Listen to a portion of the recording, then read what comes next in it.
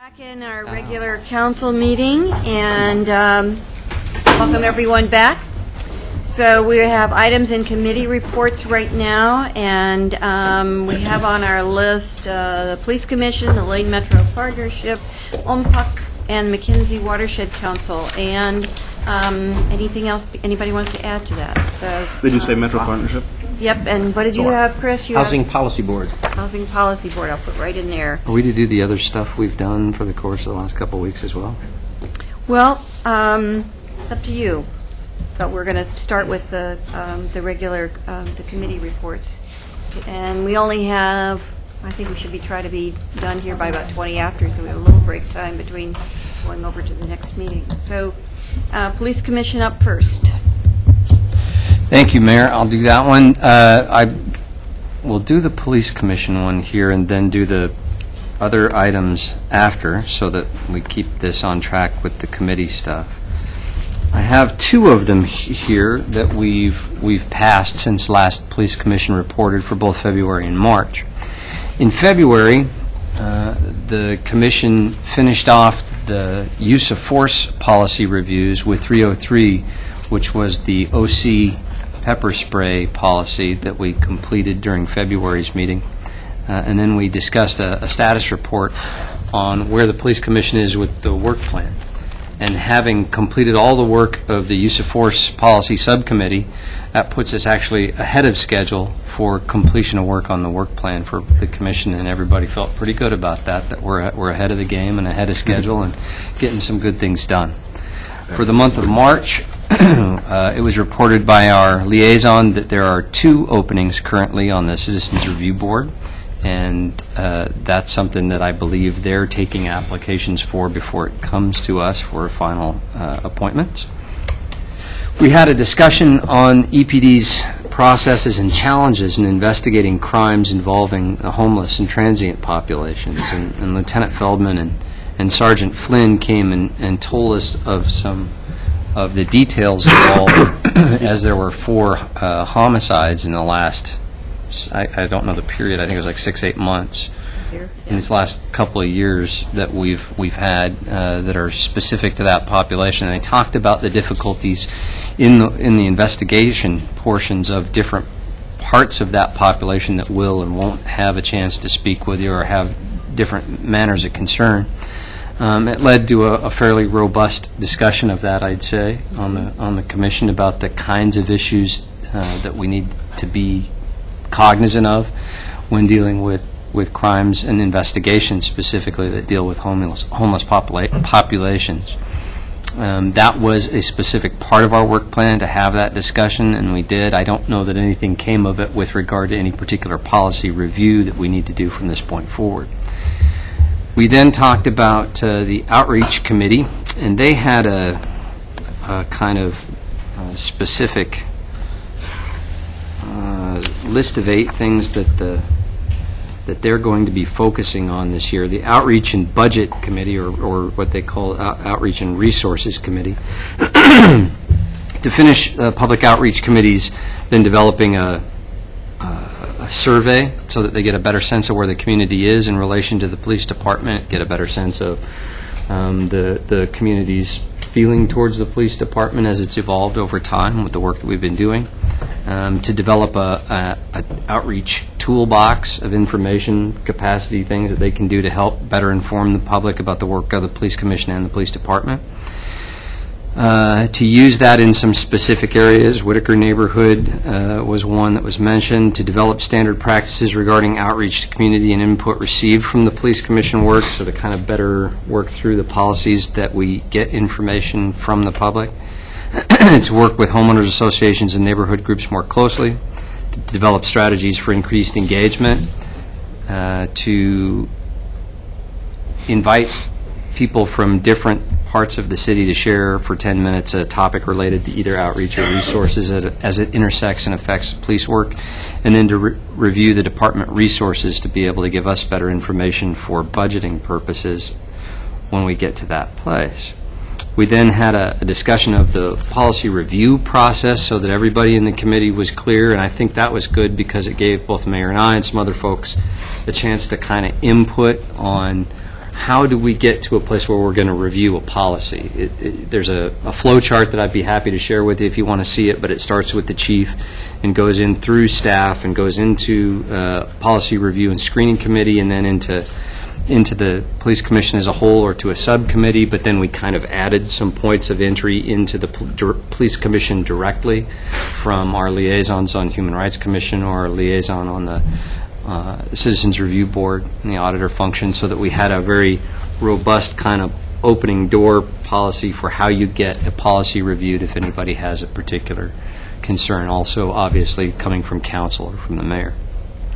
And any of those can make a suggestion? Well, that was kind of we had a flow chart, which, like I said, I'd be happy to show you, and I think it's going to be perfected, and it'd probably be better to have the final version, but it'll show you the exact process by which a policy can be reviewed by police commission and at what point different groups or different people should enter the process appropriately. I would say that part of the conversation was that they wanted to not just have one point of entry, but having multiple points of entry. Right. To get to a review. So if, the police commission's the appropriate body to review the policy to recommend to the chief, but there are several different groups that may have a concern about a policy and want to request for a review to be done. So that was kind of formalizing that process. We also had a discussion about the process retreat that's scheduled here for a couple of Saturdays from now, and talking about this next year's work plan. So that was the sum of what I had for February and March. If anybody has any questions, I'd be happy to take them. I'll just add one thing to it before he takes the question. The chief did his usual monthly presentation, and I think the interesting part to that is he reports that they're going to be doing focus assessment in the campus area during the break, and they were very successful with that last year, so I think that will probably help the situation. Burglaries are continuing to decline, and they also had, he's got vacancies again that he's having to start pursuing on the department. Yeah, and as the mayor said, that's a regular and very, very important part, I think, of the police commission, is the chief taking a half hour there at the end to really kind of update the commission on some real detailed levels with heat charts like we've seen about where things are happening currently, so that we're very updated about what they're dealing with. I didn't share that part here. Just I think he sends at least some manner of report along to us that's very similar to what he sends there, but it's much more detailed. And again, I'd be happy to share that if anybody has any questions on it. One comment, a couple questions. The spring break last year was a particularly vulnerable time for people because they're not there. Right. So take all those precautions to prevent a burglary in your house. Lock all the doors, lock all the windows, close your drapes. Don't have valuable things laying out so people can see them, or in your cars, because last year there was one individual who went around, I think, committed about 20 or 30 burglaries during spring break, and it was almost all students that were off and away. So be smart about your stuff. Do you know if as the mayor said there too, I'll just jump in. And the chief mentioned that they're stepping up their usual prevention efforts on a pretty sophisticated level in the West University neighborhood area in order to, go door to door, even in some cases, remind people to make sure they're taking all the appropriate precautions. Yeah, because last year they did a good job with that. Despite that, we still had some problems. Do you know if the CRB is also going to weigh in on getting candidates for I putting in think the applications? process, as I understand it, is that the applications go to them, they review and recommend with the auditor to us the candidates in a sort of screening process that they'll go through. Right, the committees do. Is the police commission going to do the CRB? Not the police commission, But the CRB. The CRB as it's currently CRB, constituted, as I understand it. Right. Okay. And the survey, who's going to do the survey? The Police Commission's Public Outreach Subcommittee is going to do the survey. It's an evolving piece of work from the work plan. It was initially a survey to help understand the community's sense of what the Police Commission's work is. But it has, at the subcommittee level, evolved over time to more of a survey that will measure the community's sense of the police department rather than the police commission and the sense of the relationship. And I know that the chief mentioned that there were probably a good number of staff folks who would participate in helping to craft that. as somebody who's professionally involved in survey work on a regular basis, I know that they need to make sure they get the questions right in order to make that a useful tool. Right. That was going to be my comment, is that it's very important to get the right questions out, and they might want to think about what questions they want to get answered. Yeah, and I think that's something the Commission's going to review before it goes out as well, too. And then the budget one, we've struggled with the police budget for a long time. And, we've got all these reports floating around about different, it revolves mostly around staffing issues. Right. How are they going to tackle that? The Police Commission's review of the budget. Well, it's something that the Police Commission has done over the last couple of years that I've been on a very sort of ad hoc basis of if I or another counselor has mentioned something that we're going to be dealing with a budget committee, we may have some brief discussions about it, but it's a very clear part of their charter of the commission that that's a duty of theirs. And so in this last year's work plan development and retreat, that came up as another duty or another thing that maybe the Police Commission should be doing more about, a more organized effort around budgeting and resource questions within the department and how they advise the council and the budget committee. So that got folded into the Public Outreach Committee, and the two are kind of working jointly as a subcommittee to go through that process. Now, I don't know the specifics of what they're going to review and when they're going to review it, but that'll be presented to the full Police Commission when the subcommittee has finished their work. And then on to us, I would think. Sorry. That's right now. I mentioned that the other day, I promise. I have a couple your budget's of almost done. other more comments or questions. So I've been talking to a couple people on the Police Commission, and a couple things have come up that are of concern. The Whitaker Station is looking at being closed and moving the staff out to Country Club Road, and they're going to be looking to see what needs to stay in the Whitaker. And I understand that resource group is a group that's going to be looking at it. And so I hope that they are in communication with more than just a couple of people in the Whitaker, because every time I go to the station, which is, I probably stop by there at least a couple times a month, the place is packed. I don't know what people are doing there, but it's packed.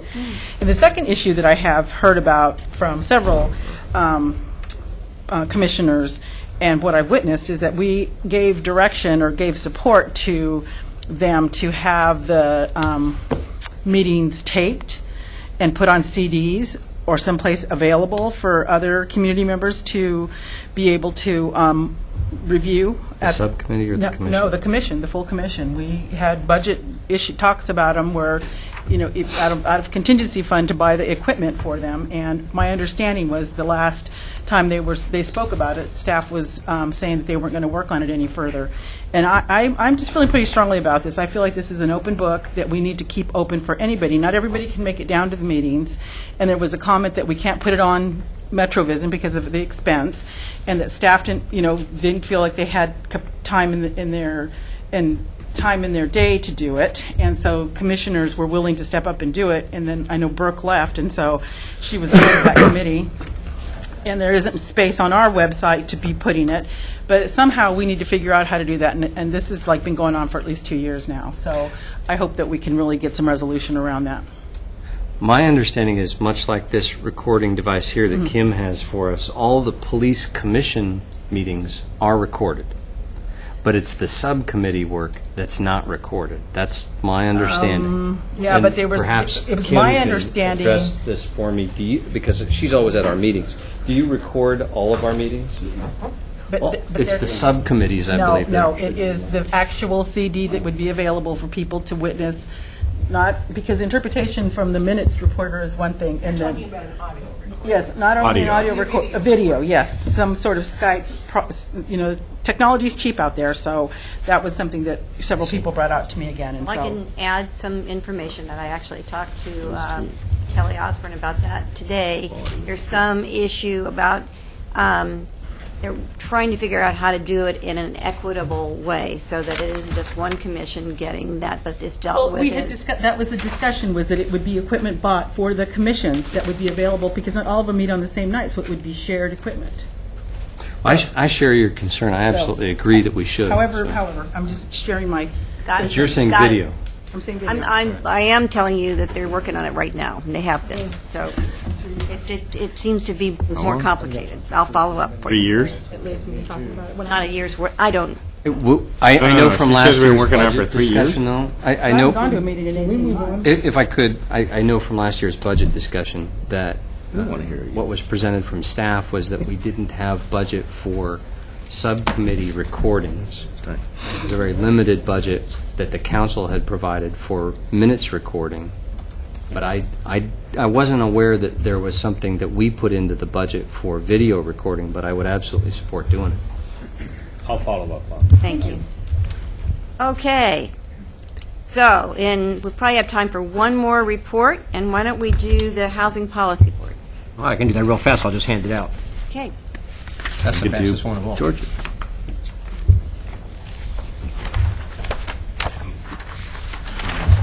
Depending on how much Chris wants to talk about this, we'll... You know what? You can read it. Next It one. wasn't on the ordinary list, so you may want to just hand it out, and then someone else can do one. Okay, so then, thank you for doing that, Chris, and we'll read it and appreciate it. So, George, you want to do Lane Metro Partnership? I mean, Pat's Lane Metro Partnership, right? I'll defer to Councillor Folling because I think people are probably more interested in what he has to say, and I'll follow Councillor Folling if there is time. This will be real quick. It's a general rule. On Tuesday, March 1st, attended a LTD MX Steering Committee meeting. Primarily, they gave us an update on the Gateway route performance. They're currently looking at options for possibly putting in a stop at the north end of the River Bend complex to make the walk a little shorter. So far, the Gateway EMX route is, their on-time arrivals are a little bit short of anticipated results, but they're saying that's because they've got 16 new drivers to the EMX buses. The congestion going on at Beltline and Gateway, they're still working on phasing some of the signals, some other minor problems, but they're slowly improving their on-time arrival rate. And so far, the ridership overall has increased beyond expectations based on their calculations. We also did a West Eugene EMX extension status, and basically what that was is they gave the steering committee an overview of our work session on the 23rd, or from the 23rd of February. And I'm going to throw in something real quick. Tomorrow from 4 to 6 at the Travel Lane County Gateway Adventure Center. They're having their first anniversary of the opening of that facility. There's going to be complimentary refreshments, wine, microbrew, and food tastings, some drawings for special prizes, and some other things. So it's been opened up for a year, and it's doing real Travel well. Lane County. It's a nice place. Travel Lane County Over by Best Buy. Gateway Adventure Center. Your Best Buy. Over by Best Buy. Michael's is right next Thanks, door. George. You can hang out And there for Michael. a while. Pat, do you have anything you want to say about the partnership? Just briefly, I attended my first meeting of the Metro Partnership on March 3rd, and not much report other than there are 31 open items on the activity report, 31 items that the Metro Partnership is at some stage in looking at right now. Nothing momentous and nothing imminent. What does that mean? Momentous and imminent? No, an item. That could be anything from it can be item that call to a... Someone's shown interest. Well, it could be recruitment of a manufacturer with 120,000 square foot on single site. But it could be a call that's out, or it could be several meetings, or it could be in the final stages of the decision-making process. Yes. I can give you the copy of the activity report to peruse. I'll email it to you if you like. You have to hold them pretty close. I had a question for George. On the river, what's the new Springfield line called? Gateway. I heard that. Brain freeze. The Gateway. You said ridership is exceeding expectations. You know how much better than? They didn't say, it's just, if they did, I missed it, but they just said that it's exceeding what they had first had what they anticipated. thought? I just have to add that several of our physicians are using the EMX to travel home. Doctors? Yes. Oh, I worked at Riverbend this weekend, and I heard that, and I could have fallen off my chair but it's convenient enough for them. Good. So, I And was very and impressed. the as I recall, when they first opened up the Eugene-Springfield line, it was the same issues. They had to get used to the route, and things were happening. They had to clean up all the little glitches and things, and then eventually they got faster and faster and faster. Yeah, it's still an ongoing project with the Eugene to Springfield route. They're still making minor adjustments. So as things change, they will make some adjustments. So it seems like it's kind of on the same par. The other thing I heard is that you don't just look at how much comes to that segment, it's how much it helps, it makes the whole system blip up the number of riders. So it's what's on that particular segment, it's also what it adds to the complete system. So, okay, so why don't we have, George, you want to talk about the McKenzie Watershed Council? Sure. I didn't really use that sheet that we have, the cheat sheet with the formatting, because I've been keeping people up to date, meeting by meeting, and maybe later, the next time we do this, maybe I'll just kind of go over the year's work plan and see how we're proceeding with all the projects. So I'll just tell you about the last meeting. It was in Leeburg at the fire station. The main event was an hour-long presentation and then fielding questions by Michael Maddock, who we all saw before when we were discussing the e-web sale of water to Veneta. He is the District 2 water master for the Oregon Water Board, Water Resources Department. He went into a fairly excruciating detail, I think, for a lot of. I found it fascinating. You have to have been on the McKenzie Watershed Council. He left some of the people behind, but it was kind of we would have felt quite at home at that presentation, because we kind of went all through that. He explained, prior right and the Western Water Law, and to me, though, I asked quite a few questions, and to me, one of the fascinating points that just jumped right out at me was they calculate, the Department of Water Resources calculate that there's about 300 cubic feet per second left in the McKenzie River that can be allocated to somebody else. That's protecting everybody's the existing water rights and leaving a certain amount for the fish, based on today's climate, just the existing way it is now. The interesting thing to me was, I don't know if you all remember this, but there was a discussion of Willamette Water Company, this private water company. Yep. They applied for 34 cubic square feet. That's over 10% of what's left. And I think that the board was going to grant it to them, but it was challenged by Water Watch in Portland, environmental group. So hopefully, I just thought, wow, there's really not a lot left, and why do they need that much? Anyway, Would they be just holding that for a future playing card? it was purely speculative, according to Water Watch. Purely speculation. They have no treatment plant. They have no pipeline. They have no identified customers. I mean, that is a huge water right. 34 cubic square feet per second. We have to show They use have- of it, though. Anyway, I have an opinion about it, but I will not share it with you right this moment. That's This table? basically it, I think. They're proceeding with this riparian shade sponsorship at Cedar Creek, which is a tributary of the McKenzie that runs through Springfield, and they're working with the Metropolitan Wastewater Management Commission with that. So they get. I'm not sure how this works. I'll hopefully be able to explain this better. Maybe some of you already know how it works, but they get credit. Enter the credits with the Oregon DEQ if they shade and drop the temperature of the river. It's good for fish. It's also good for the effluent leaving the cleaned water leaving the department and the treatment plant, and they get somehow some credits for that. I'm not sure how that works, but Because they end up warming I'll explain the it next river. time. Pardon me? MWMC warms the river, so they have to get credits to cool the river. They cool it, yeah. they're And they can cooling do it various upstream- ways. Upstream and some downstream projects are identified. To round out our presentations tonight, I serve on what we call UMPOC, which is the Oregon MPO Consortium. That includes Bend, Corvallis, Eugene, Springfield, Portland, Rogue Valley, Salem, Kaiser. And the purpose of UMPOC is to work in partnership, the MPOs, to advance interests common to Oregon's MPOs on matters of statewide significance.